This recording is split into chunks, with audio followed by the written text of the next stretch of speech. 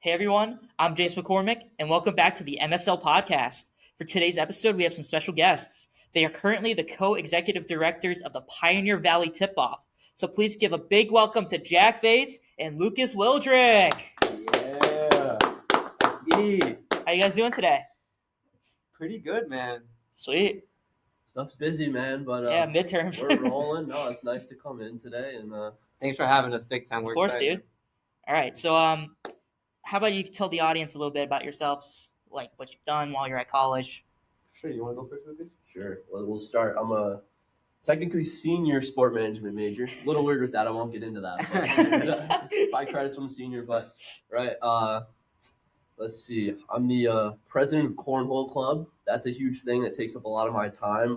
We can get into that a little bit later as well if you want to, but big cornhole guy. And then, PBTO is the other big thing. So, that's kind of the two big things I've got going on for me right now. I'm also a property assistant at Learfield. So I work all the football, hockey, and basketball games, a lot of sponsorship activation, chucking T-shirts, been perfecting the spiral with that. That's a lot of fun, man. But yeah. Getting into it with me, just co-executive director at PBTO. I'm not as cool as him. I'm still a junior, but I'm accounting and sports management. I'm a real estate agent outside as well. That's something I do with my family business, but I'm also part of Delta Sigma Pi, a professional business fraternity on campus, and I'd say majority of my time is being spent either PBTO. Yeah, no, really excited to be here. Super just blessed, honestly, to be in this position. Sweet. I'm going to ask you guys a little bit more about what you guys brought up. So, Lucas, you brought up Cornhole Club. Do you want to explain a little bit about what you've done with that, basically, over the past year, right? Yeah, so this is our second full semester on campus. Let's see, I'm the founder of Cornhole Club, is how we will put it. There's a few other guys who were involved in that as well, so I'll shout out Silas and Alex on there as well. They've been huge to bringing that up, but we've got about 40 members, and it's like just as it's said, like Cornhole Club, we play cornhole. Like that's all we do at the end of the day. Like we play cornhole, and we play every Friday. We'll like tournaments. A lot of guys are serious about it, and this year we hosted an ACL event. So I picked up some kids from Winthrop University at the airport. They flew up to come play cornhole. Kids from Michigan drove 10 hours to come play cornhole, and they're all on scholarship and go to college for cornhole. So they smoked us. Yeah. But it was fun, and we're growing onto that like ACL, American Cornhole, like college scene, and a lot of room to grow there. And I guess if we want to compete with them, I'm going to start getting better at the game. Thought I was good, but I'm not. It's very humbling experience. Yeah. Like for the tournament, I scored 1 point. And I literally celebrated. Like these people are so much better than me at cornhole, and then I actually scored a point. All right, and then Jack, you brought up you do real estate. Yeah. At school. Can you expand a little bit more on that? For sure. This was my first summer, this past summer, but my dad's been a broker for over 20 years, and this summer, unfortunately, I didn't have an internship locked up. So my dad pushed for me to get my license, so I spent the last 2 weeks while I was at school working to get my license. It was a 40-hour class, and then you got to pass a test. Got through it all, and then my dad put me through the ringer this summer. I really got involved with a lot of rental properties, especially in the greater Boston area, specifically sort of East Boston, downtown, like Newberry Street, if you're familiar at all, which is a really prominent spot. And yeah, I know. I'm from Long Island. Oh yeah, we know, but it's a really big spot downtown. And then my last spot is Brookline. But it was really cool to get outside, and it's sales, at the end of the day. So really interacting with people and seeing what that life's like versus where in accounting and even sport, there's a lot of roles, and especially the roles that I'm currently in, where you don't have that much like salesy sort of stuff. And I like talking to people, so it was a really good time, And I got my first sale this summer, which was awesome. Sweet. Yeah, big time. I have a question for you, Jack. Yeah. Would you go into real estate opposed to like accounting? Well, I think it's something that definitely took the nerves off. I'm someone who worries a lot, just like every other student out there, worrying a lot about what am I going to do post-college and things like that. And, of course, lining up internships and things like that through college was great. But it's also nice to have sort of something to fall back on. So I think I'm going to continue to pursue my studies. But assuming that things don't work out the way they do, I'd love to get into real estate because, frankly, something that I did discover this summer was that I really do love it. There's definitely like a love to the game aspect for it. And not only that is that it's a position where I can help a lot of my friends and family, like you guys too. If you guys were ever moving to Boston or things like that, I'd be able to help you guys out tremendously, you know? And I think it's really big, especially in our circle, because eventually we're all going to have to relocate at some point. You know what I mean? Mhm. And so for those kids relocating to Boston or even other places in Massachusetts, I think I could be a big help. And I'm involved with a lot of different people, you know? It'd be a really good vibe, and I'd love the opportunity to help out my friends and acquaintances as much as I could, you know? Good question, though, Lucas. Asking better questions than me, dude. Just curious. All right. One more icebreaker. Pretty popular question. What's your guys' favorite dining hall here on campus? All right, I mean, there's a top two. I was a Southwest guy both years, so I mean, Hamp and Burke are top For two. sure. Mhm. I was in Melville and then Coolidge, so right next to Hamp. So I was always like, the convenience of Hamp was great, but I gotta go Burke at number There you one. go. And I like every time I go, I get Powerade and Sprite. Like, Nah. and I like strictly like the deli and then the drinks are like the only reason why I would like made me go to Burke. So that Are is you my mixing reason. Powerade and Sprite? I just like 1-2 glasses. I was gonna. Okay, you were scaring me for a second. No. So that's just the go-to. You can't beat it. You threw me off with that answer. Well, MSL Pod viewers, just so you guys know, I may or may not be the pickiest person you guys have ever met in your life.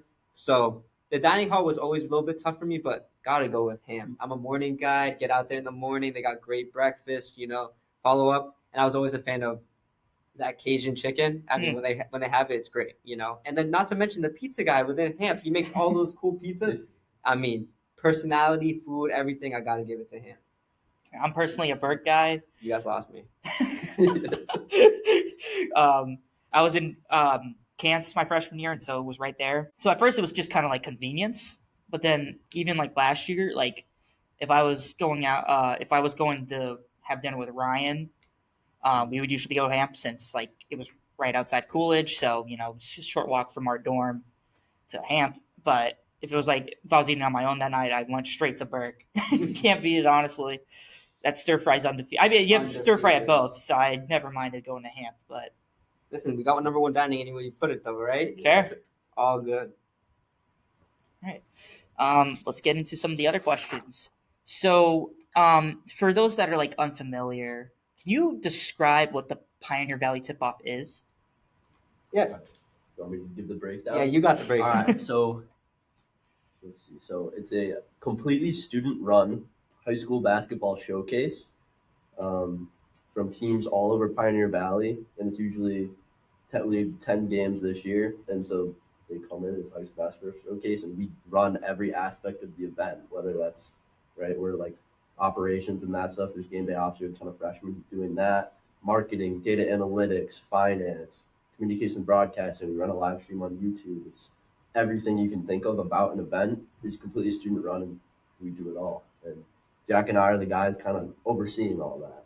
Yeah, for sure. I mean, as Lucas kind of got into, we have a bunch of teams that we delegate work to, but in general, it's just it gives students like us and like everyone else in the sports program an opportunity to understand what it's really like to be in an event and run an event and understand everything that goes into that. Because for a lot of, especially as Lucas touched on briefly, for our game days ops kids who are for the most part freshmen but can be any grade, it gives them an insight as to like how the operational side of things works, and not only that, it gives them a sort of foot in the door for sport, you know, and gives them an idea of how things go, and they can talk about it when they go for an interview or for an internship, things like that. So that's what we're looking to do with this, and I think that's kind of been the goal since it's been a thing, you know. Mm-hmm. Yeah, and then you also get like all the local high schools here Yeah, big time. in the Mullen Center. I mean, Yeah, and it's a big appeal, I would Yeah. think, to like local schools and the kids coming up. You get to go play at a college arena, so I think there's a lot of appeal in that. They get like the scouting reports from our data team, and professional pictures. yeah, the live stream on YouTube. I just think it's a really cool thing that brings out people in the community every year.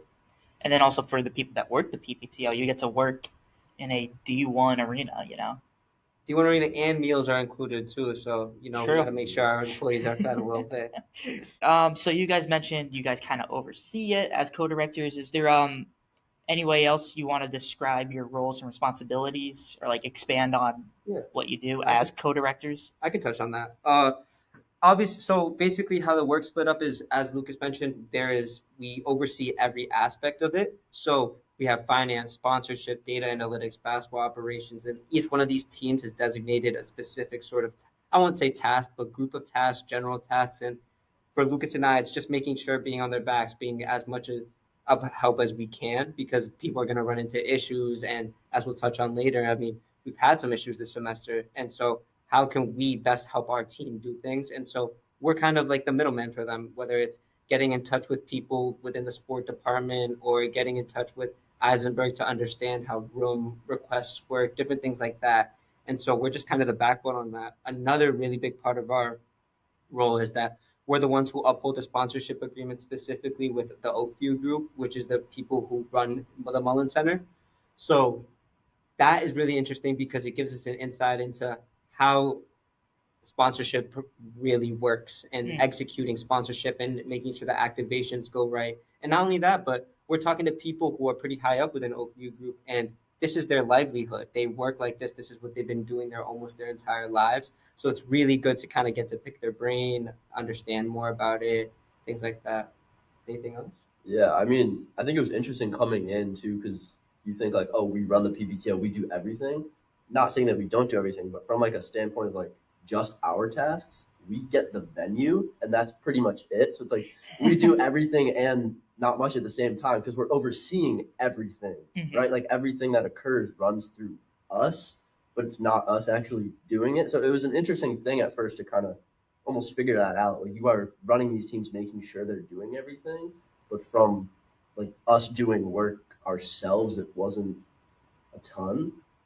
But I think one of the things that was really big, and again, we'll talk about issues, but it's Lucas and I previously. So we grew up through the PBTO. We did it as freshmen. We took director roles as sophomores, and now we blessed enough to be in an executive director role. But when we were in director roles, there's always different things popping up and questions. But we really only have expertise in our previous director roles. So being able to answer those questions of like, when the finance team needs something, right? Or data is asking questions about how their software is working. And the reality of it is we're the back line. We're supposed to have all the answers. So at the beginning, it was tough because, again, we kind of felt like just thrown in the fire. We didn't really quite know what we were doing, but understanding how to utilize the resources around you, not only the resources, but the people around you, previous people, and connecting different people.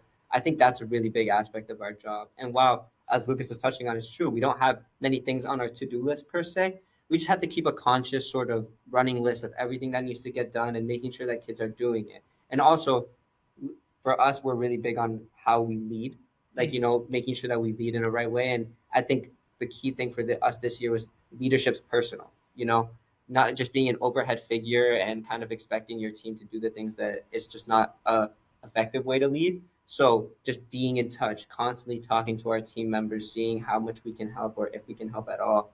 I think that's been instrumental to our success so far. But knock on wood, we still got 2 more months to go. So yeah, and I can't stress like setting due dates was such a huge thing that we learned. Like, not that people aren't going to do what they need to do, but they're going to wait until the very last minute to do what they need to do. Not saying that I wouldn't do that myself, right? You give me a due date, I'll probably do it the night before. But it's setting that due date so then they know, all right, or even just saying, I'm going to check in next week and see how you're doing with this. If you check in next week and, I haven't started it, I wouldn't want that, right? So that like tailors them to like go and do it, at least start it, at least get something and like get them moving in the right direction, which I think at first we kind of just we had to learn like how to lead like that and figure out that is going to be our most effective way, especially with 2 of us. Historically, there's only been 1 executive director, so we had to learn at first too how we want to split that up. And we kind of have said like we split the teams in half, and like I'm kind of the main point of contact for one and then he's for the other, but it's also like everything does run through both of us. So it was just like kind of a learning curve of that, splitting everything up. But so far, so good. We're trending in the right direction. Seems like you are so far. I mean, I've heard nothing but good news recently about the PPTO. So yeah, we've been locking up some good sponsorship deals. Our teams are working real hard. But again, the next 2 months is really crunch time. Yeah. So I know you guys mentioned you guys have worked both your freshman and sophomore, and now you're junior or almost senior year. We'll say junior. We'll call it junior. All right. Third year. Third year, exactly. We'll call it third year. So what kind of inspired you to get involved with the PBTL? You can hit this one first. I actually, my junior year of high school, I played in the PPTL, and we showed up. We won by 40, and then didn't get invited back until this year. But, I won't release where I went to school because we haven't announced the teams yet. So I guess that's disclosed information for now. Keep it under wraps. Yes, my old school will be making a return this year. For those of you that know where I went, but so I played, and then it was actually Jack Perenick was a senior our freshman year, and he like knew I was coming in as a sport management major. He's like, "You are doing PBTL." And I was already like, "Dude, I want to work. Like, that's so cool. This is fully student run. Like, I want to work in it." So I applied for game day ops, and it was awesome. It was a great experience. And then applying for full staff, like I didn't know what I wanted to do, and I was kind of like, "Oh, I'll just check off a few of these director roles and see what happens." And then I get like the return email of like, "Oh, we like are pleased to offer you like a job with like the director of game day operations." I was like, "Oh, sweet, like I'll do that." And then I think just through that, like getting that leadership position, I just like grew so much more as a leader and within the event that I was like, I want to kind of take the step up and be the guy, like For sure. yeah.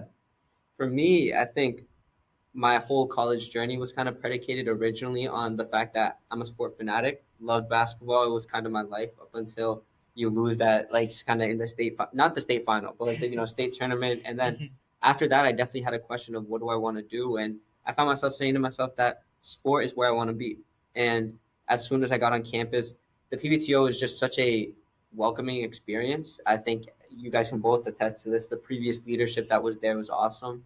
Shout out to our guy Wade and James Piesco, really good guys, but they really set the foundation for what the event was. And working that first year as game day ops really set in stone. I knew that I wanted to be a part of this long term.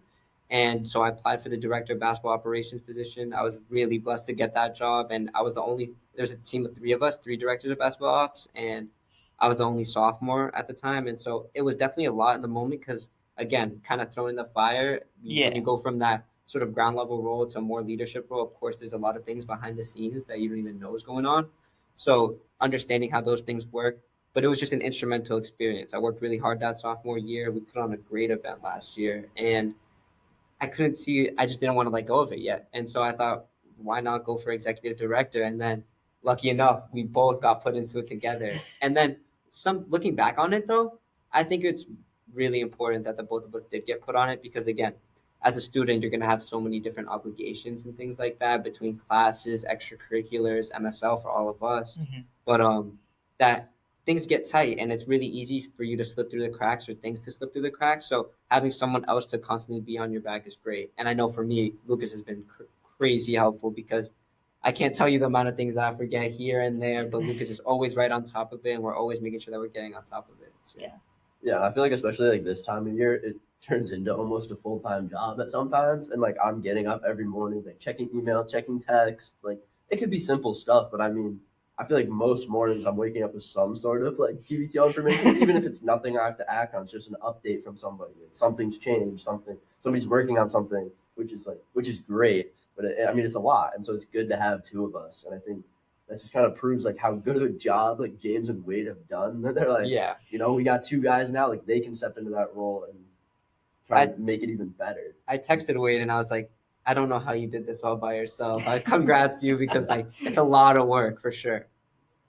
Yeah, and then I just think another thing that helps with like getting people like drawn into the PBTO is that it's really for especially freshmen. It's really like your first chance to get involved here at UMass, honestly. Yeah, regarding sports, big time. I mean, when we went to Intro to Sport the other day, which is for everyone, just that pretty much Intro to Sports Management class. All the freshmen are going to be in there taking it, usually first semester.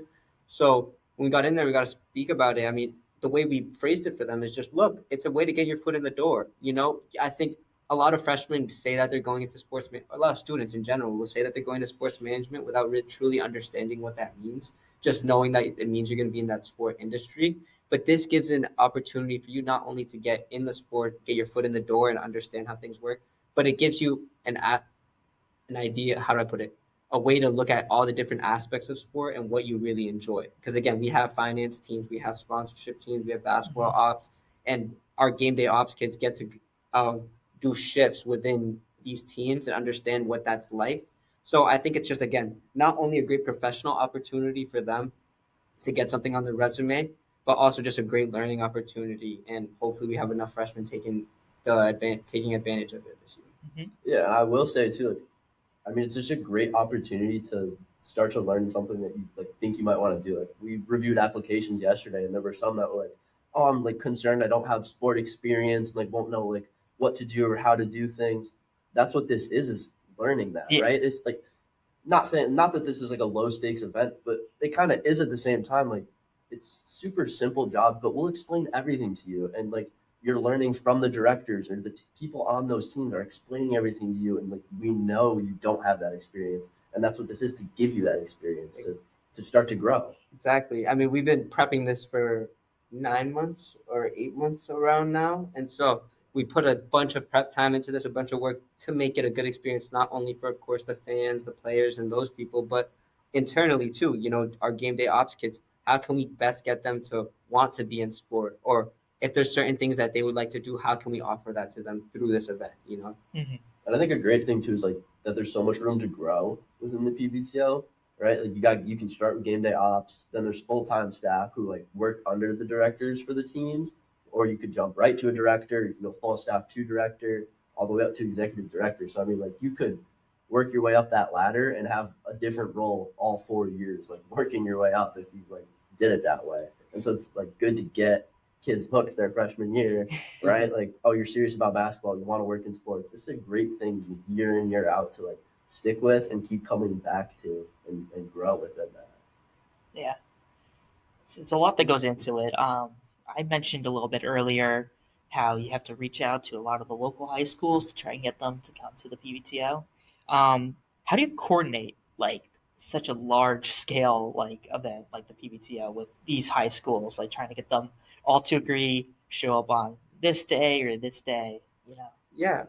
Well, I think, as we mentioned briefly, we delegate all of our work to, not our work, but the work that needs to get done to the team. So each team has specific tasks, and the one that you're referring to is basketball ops. So Mhm. basketball ops is in charge of making the schedule, running it by us, of course, and then after that, coordinating all communication with athletic directors, coaches, cheer teams, different halftime performances, things like that. And so usually what we do is that we talk to the Mullins Center, get a date as soon as we can, and once we have that date, we push it out to the teams, set their matchups. Usually we try to shoot for like rivalry matchups between schools. So the big one around us is Amherst versus Northampton. Sadly, we won't have it this year, but just an example.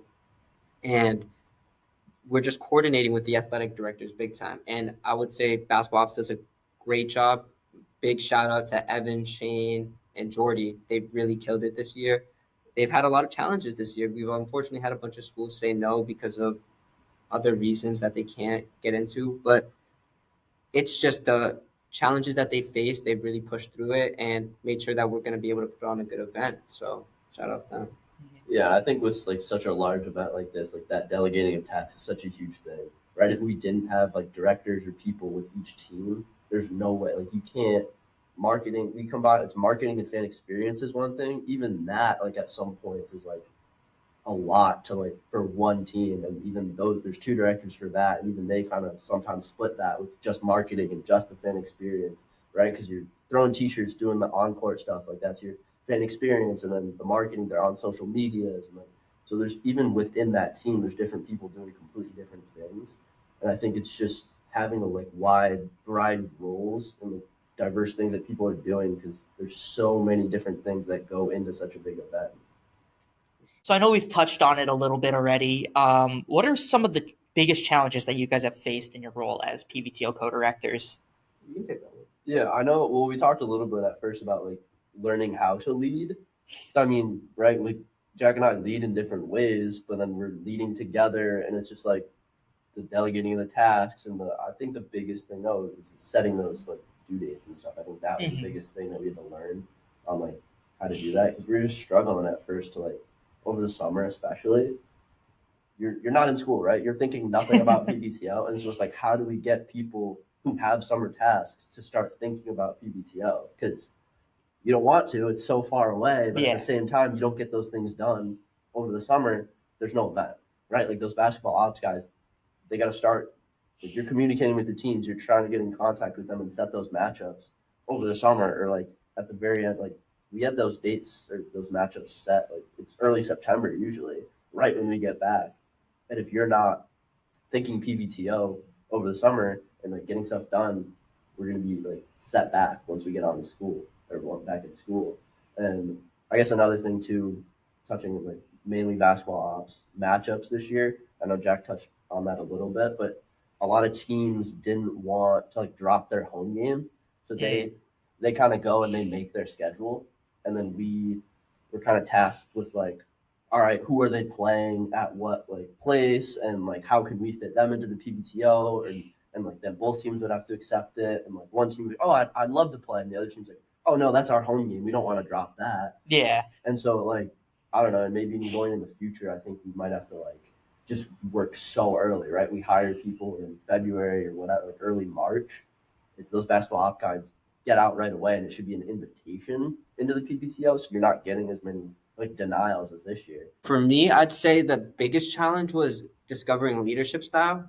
I played on a basketball team and I was the captain my senior year, and I thought I was an effective leader there. We all had a common goal, and it was to win. And so really pushing people towards that to get to work hard, it was, I wouldn't say easy for me, but I understood how to do it. And then I thought because I was good at that I'd be good at a leadership role within either clubs or PBTO. And so that's why I applied for these roles. And until I got into executive director, I didn't realize, but leadership in a workplace is just a much different environment, especially because, again, we're a non-paid internship for a lot of these people. So how can we effectively get these kids to do the things that they need to do while prioritizing it over other obligations that they have in their life? Because again, everyone's got their own life, so really understanding what about leadership is what provokes people to get things done, and how can we make this a really good experience, not only for us but our team, you know what I'm saying? And so implementing due dates was a really big thing for us, but not only that, just delegating certain things. Like Lucas is killer on the emails. Guy has everyone on the list, always writing things up, and that's something that I personally really struggle with. And I'm someone who can talk on the spot, and I can kind of talk forever, as we're gonna get into in the pod. But we've kind of taken our strengths and what we're good at and split up the role in that way, and it's been crazy effective for us. It took us a little bit to get to this point now, but throughout over the summer and even moving into right now, working out the kinks and just getting that done was huge, and couldn't be more proud of where Lucas and I are, but we know that there's a lot to even still do, so. Job's not finished. At all. Job finished? Not at all. All right. So with the upcoming PBTO, have you guys tried implementing any new changes, or have you planned anything that's going to be new for the PBTO this year? I could touch on it if you want. Yeah, I think there's just some operational things from the backside. We obviously had some issues. Unfortunately, there were some things that happened at our event that opened our eyes to new possibilities into what could happen. And you always want to plan for what could in these situations, because again, from an operational perspective, you don't want to be put into a situation where something happens and you're completely unsure about what to do. It's just you want to plan out for everything. So we made some adjustments, and just a small thing is that we're keeping everyone on one side of the concourse this year just to get overall just a better vibe. It's a pretty big arena, and we probably won't fill it this year. We'll be pretty close, but just kidding. But getting there. Yeah, and so just figuring out operationally how can we become more efficient. And also for us, I think it was reworking some of the game day ops positions and how they rotate around. And it's all stuff that we've implemented prospectively, but we won't know until we put it into fruition for the real event. And another big thing this year, and any pod viewers, feel free to message us in, but we really want a viral TikTok this year. That's probably the staple. And I won't even say it's our staple, it's my staple. So we're really pushing for it. So if you guys got any ideas, that's what we're really looking for on that, I'd say. Have the viewers leave it in the comments. Yeah, in the description below, please. Big time, we'll make it. Yeah. So I mean, I guess from like a big picture, like event kind of thing, there's not anything huge changing in that regard. It's more marketing, our behind the scenes stuff. How can we make that more efficient and better as a whole as we move? I know like last year we had trouble like courtside seats with like getting people out in between games, and we would like mark them with a Sharpie. So it's just touching up stuff like that to try to make that more effective, more efficient, right? So we can try to make a little bit more money, or even after the game, like getting people out of the stadium. I know that process too. We've struggled with in the past.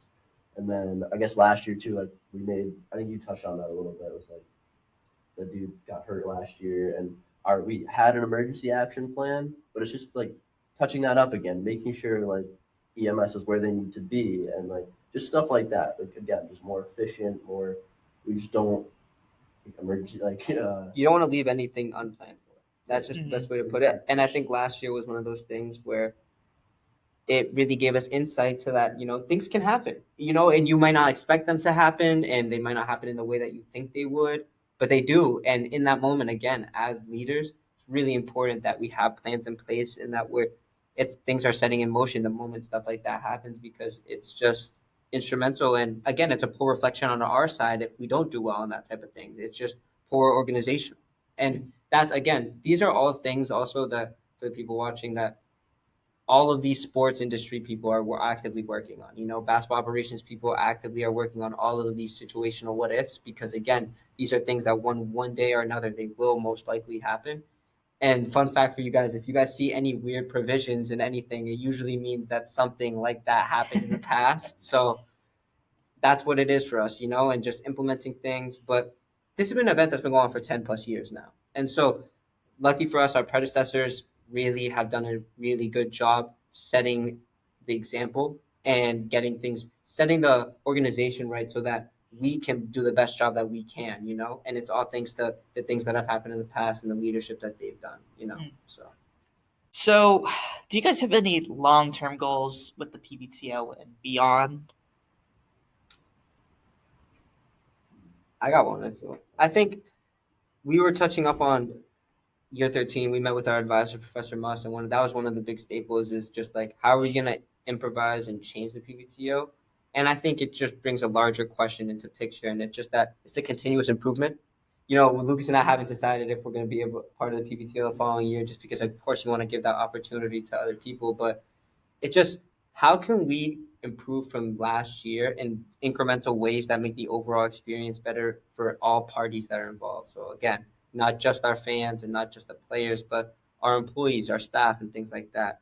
So I think personally, one of the big goals for me this year, I would say, is just making the experience as good as possible for our game day op kids. Just because, again, this is their first time really being in the sport industry on the operations working side. So how can we give them the best knowledge of the situation and what's expected of you when you're in these types of roles? And not only that, but having fun with it. Because at the end of the day, I think one of the things that all the sport kids have in common is that this is an industry that people love.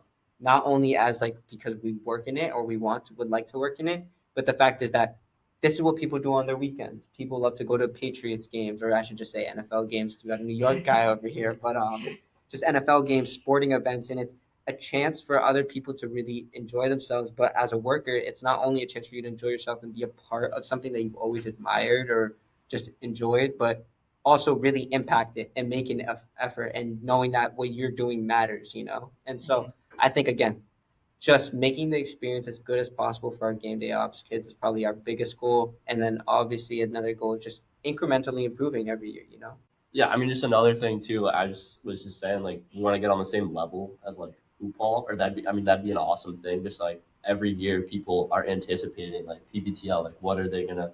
Or I guess I'm thinking just like halftime shows and keep expanding on that. We had Hooper James come out last year, and we had some issues with sound, and it was cool. Like the fan, I don't know, the fans seemed like they loved him, like honestly, but it's just perfecting that, right, and getting our like marketing people and like sound system like on a level where we could bring in better like halftime performers, I guess. And I know this year we've already been talking about some schools bringing their like cheerleading and like dance teams and stuff like that, and just keep growing in that way from like a entertainment side. I mean, sports at the end of the day is a entertainment thing, and so just to keep expanding on that and making PBTL bigger and bigger, right? Incremental increase every single year. I think it's just such a huge thing, right? Just make it better than the last and give the people after you room to keep growing. Yeah. small things are the ones that matter. And details, people always like talk about that, how details matter and stuff like that. But I think for us, it was really opportunity to realize that those small details are everything, and just by improving those small details, you improve the overall experience. And one of the big staples for the PBTO that we talk about on our side is that we want to maintain professionality. At the end of the day, people do see us as a bunch of students running an event. So how can we maintain a professionalism to the point where it's like, wow, these kids really put this together. And that's always been our goal. So all those small details matter in those instances because those are the things that separate what's a really professional and well put together event from mediocre sort of like, got it together. So that's what we think on that. It's good to think about that, especially with the small details. Like last year, we had, or at least as directors, we had the suit and tie. This year I think we haven't. Lucas and I haven't spoke about this, but we might have to go suit and tie both days for them. But we'll talk about that later. Yeah. Later discussion. Yeah. All right. So what advice would you give someone that wants to get involved in an event? It's either like the PBTO or something like the PBTO where it's like, you're running an event. Like what advice would you give to someone that wants to be like what you guys do, an executive director or something? Like they're in charge of a lot of things.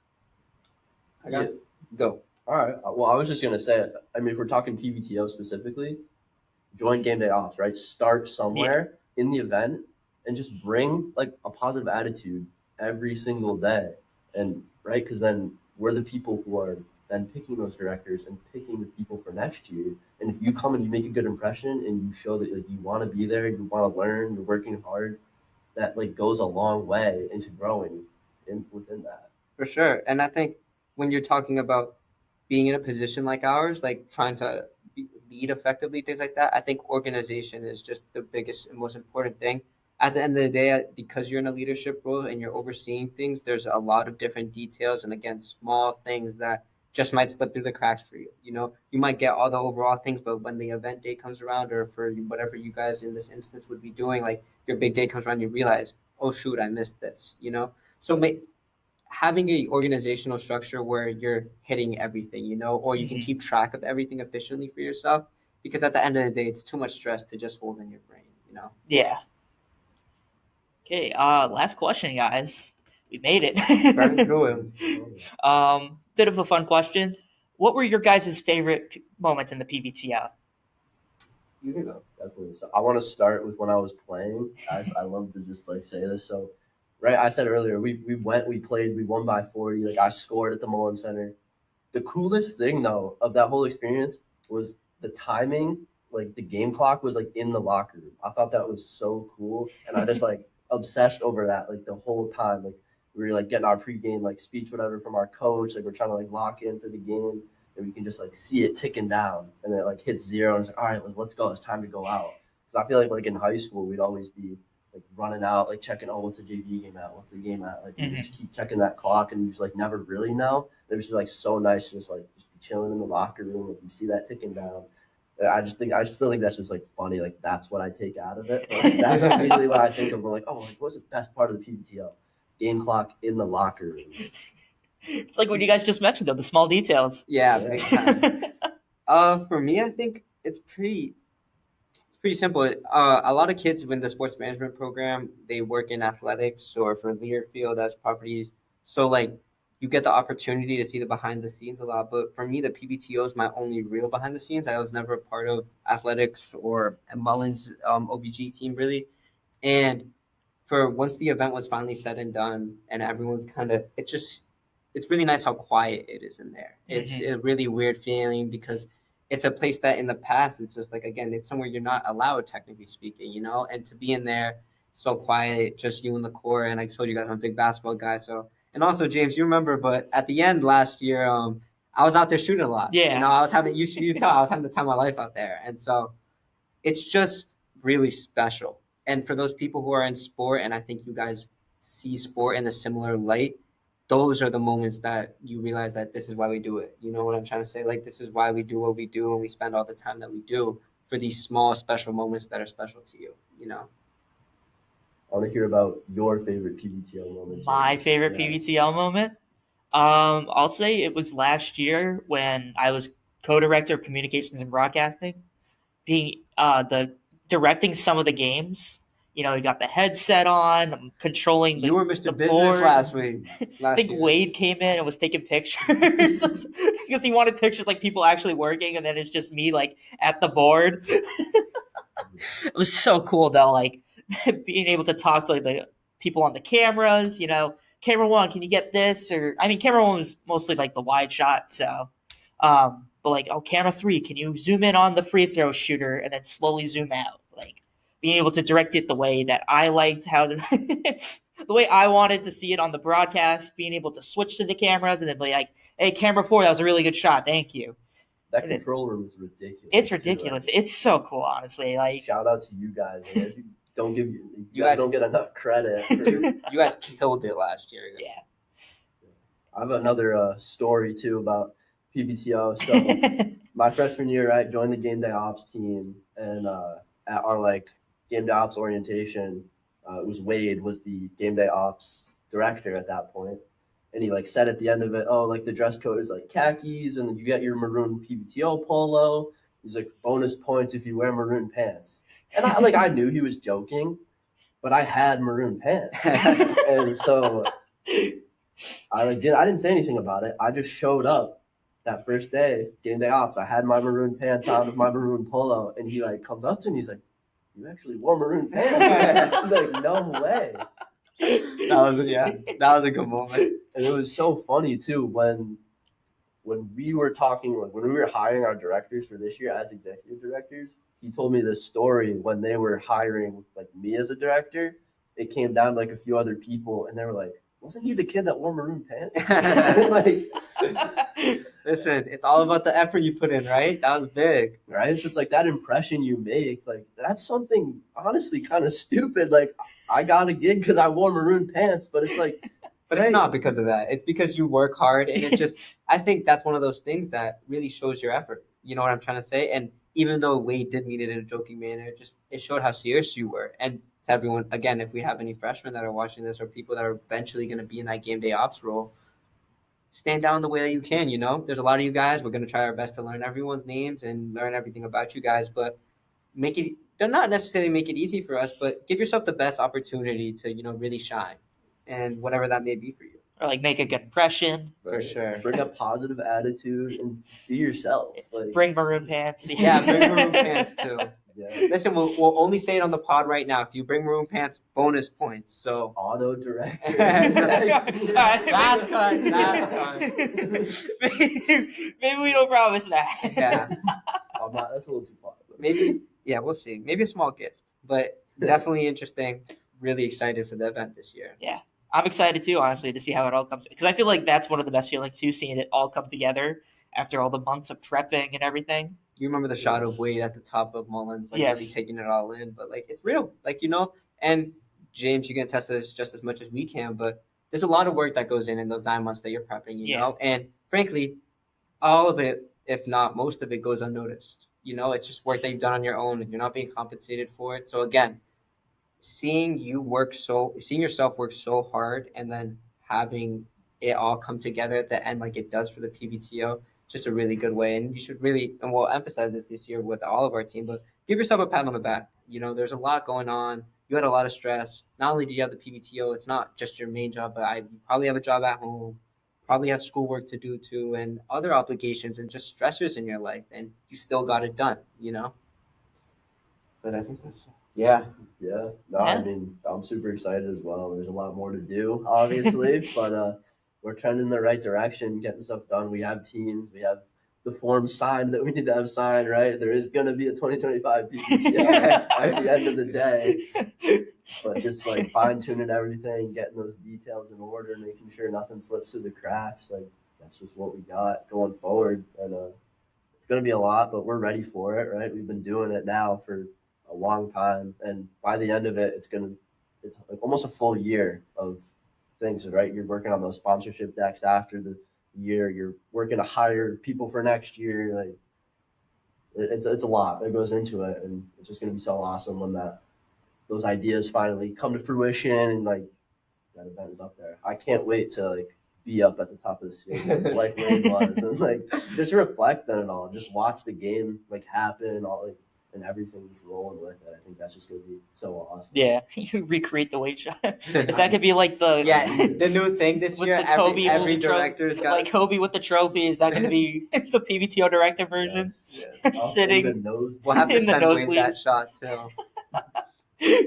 All right. Well, thank you guys so much for coming on to the podcast today. Thank you guys. Thank you, James, for having us big time. Seriously, it was awesome. Yeah, this was great. I appreciate you having us on. Of course, yeah. So thank you guys for watching. Obviously, we're on the McCormick Student Leaders YouTube page. There's also the McCormick Student Leaders podcast page on Spotify. And then you can also find us MSL_podcast on Instagram. Once again, a huge thanks to Lucas Wildrick and Jack Bates. I'm James McCormick, and I'll see you guys on the next episode.